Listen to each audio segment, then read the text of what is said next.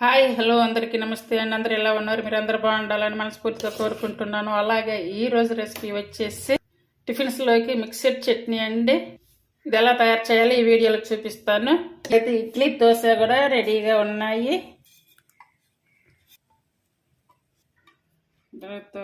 ఇప్పుడు ఈ మిక్సర్ చట్నీ చేస్తే కదా, ఇప్పుడు ఈ చట్నీ ఇందులో వేసుకొని తింటే కనుక చాలా చాలా బాగుంటుంది.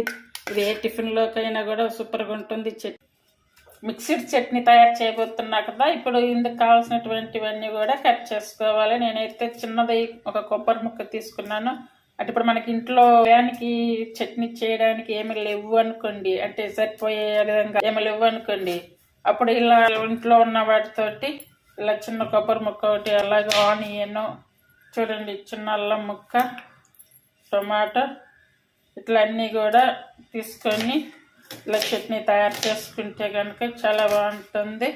ఇప్పుడు ఇలా తయారు చేసి చూడండి. అలాగే ఎండుమిర్చి ముందుగా వాటర్లో వేసుకొని పెట్టేసుకోవాలి. ఎండుమిర్చి 4, అలాగే పచ్చిమిర్చి. ఇప్పుడు నేను ఎలా తయారు చేస్తున్నానో అలా తయారు చేసి చూడండి. ఇలా కట్ చేసుకున్నటువంటివన్నీ కూడా వేయించుకోవాలి. స్టవ్ మీద కడాయి పెట్టుకొని అందులో ఇప్పుడు మనం కట్ చేసుకున్నాం కదా, కట్ చేసుకున్నటువంటి ఇవన్నీ కూడా స్టెప్ బై స్టెప్గా వేసుకోవాలి. అన్నీ ఒకేసారి వేసుకోకపోతే నేను ముందు కొబ్బరి వేస్తున్నాను.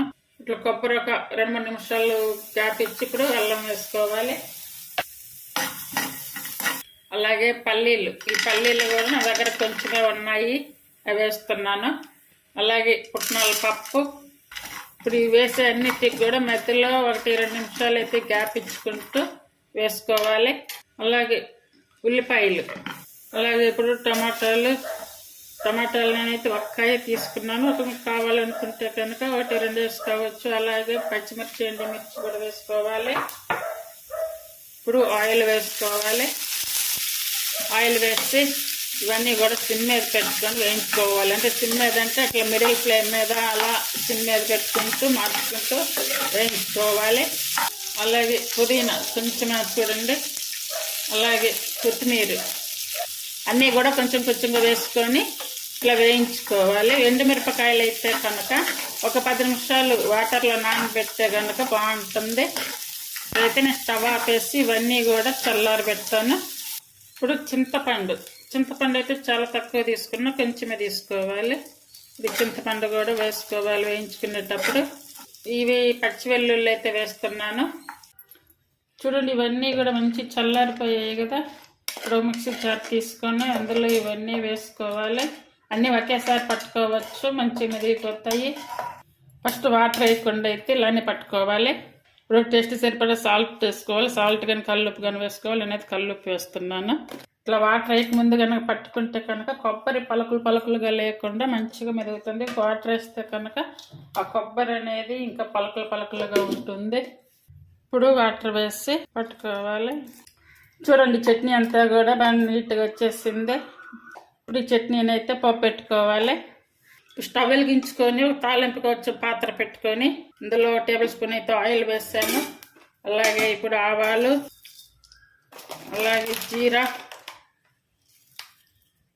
శనగపప్పు వేసుకోవాలి. అలాగే ఎండుమిర్చి అయితే ఇలా చిన్నగా వేసుకోవాలి. ఇలా చిన్నగా వేసుకుంటే కనుక తినాలనుకుంటే కనుక తినొచ్చు. అంటే తాలింపులో మిర్చి బాగుంటాయి కదా, ఇలా చిన్నగా కట్ చేసుకుని వేసుకుంటే కనుక బాగుంటాయి. అలాగే కరివేపాకు. తాలింపు అయితే రెడీ అయ్యింది కదా. ఇప్పుడు ఇందులో ఈ చట్నీ అయితే నేను మొత్తం వేయట్లేదు, మనకి కావాల్సిన వరకే వేస్తున్నాను.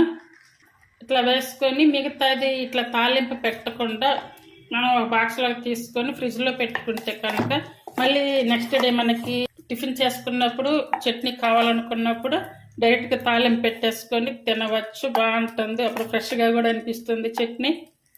అలాగే నా ఛానల్ రెసిపీస్ మీకు నచ్చినట్టయితే ప్లీజ్ లైక్ చేసి, షేర్ చేసి, సబ్స్క్రైబ్ చేయండి. అలాగే ఛానల్ని సపోర్ట్ చేయండి. ఛానల్ని సపోర్ట్ చేస్తున్న మీకు అందరికి కూడా చాలా చాలా థ్యాంక్ యూ అండి. ఈ మిక్సర్ చట్నీని తయారు చేసి చూడండి, అందరూ ట్రై చేయండి. ఒకవేళ ఎవరైనా చేస్తుంటే మాత్రం పర్లేదు. ఒకవేళ ఇంకా ఎవరైనా కొత్తగా నేర్చుకునే వాళ్ళే కానీ ఇవ్వండి, ఎవరైనా ఉంటే కనుక ఇలా తయారు చేయండి. చట్నీ అందరూ ట్రై చేయండి. Thank you for watching.